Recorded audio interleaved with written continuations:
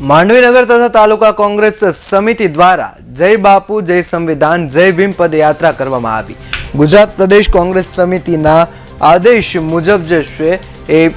આજરોજ માંડવી તાલુકા અને નગરની જય બાપુ જય સંવિધાન જય ભીમ પદયાત્રા સંવેદના કુટીર બાવા ફળિયાથી બેનરો તથા પોસ્ટરો સાથે માંડવી બજાર થઈ તોપનાકા સુધી કાઢવામાં આવી, જેમાં સંવિધાન બચાવોના નારા લગાવવામાં આવ્યા હતા। માંડવી પ્રેમશંકર ભટ્ટ ઉદ્યાન ખાતે આવેલ બાબા સાહેબ આંબેડકરની પ્રતિમા ઉપસ્થિત મહાનુભાવો દ્વારા પુષ્પાંજલિ અર્પણ કરવામાં આવી। પદયાત્રામાં મોટી સંખ્યામાં કાર્યકરો જોડાયા હતા।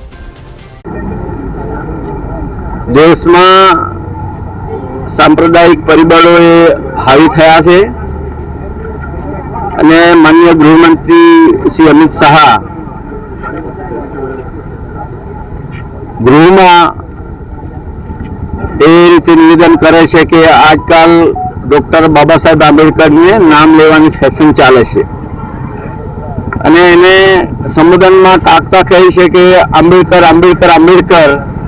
એટલું નામ ભગવાનનું લીધું હોત તો તમને 7 જન્મ સુધી સ્વર્ગમાં સ્થાન મળશે। એ માત્ર ડૉક્ટર બાબા સાહેબ આંબેડકરનું અપમાન નથી, પણ દેશના દરેક નાગરિકનું અપમાન છે જે સંવિધાનમાં આસ્થા વિશ્વાસ ધરાવે છે। જે રીતે લોકશાહી વ્યવસ્થા છે અને બંધારણના રચયિતા ડૉક્ટર બાબા સાહેબ આંબેડકરે પોતાના પ્રાણ વેરીને આ દુનિયાનું સૌથી મોટું બંધારણ અને વિવિધ ધર્મો, વિવિધ સંપ્રદાયો, વિવિધ પ્રાંત, વિવિધ ભાષા બોલી,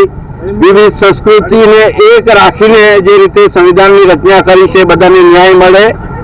બધાને સામૂહિક વ્યવસ્થા મળે,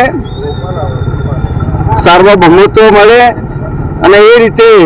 દેશનું બંધારણ જળવાય રહે, દેશની અખંડિતતા એકતા જળવાય રહે અને દેશ સુચારુ રૂપથી ચાલે, દરેકને ન્યાય મળે, દરેકને પ્રાધાન્ય મળે, એ રીતના જે સંવિધાન દેશનું છે એ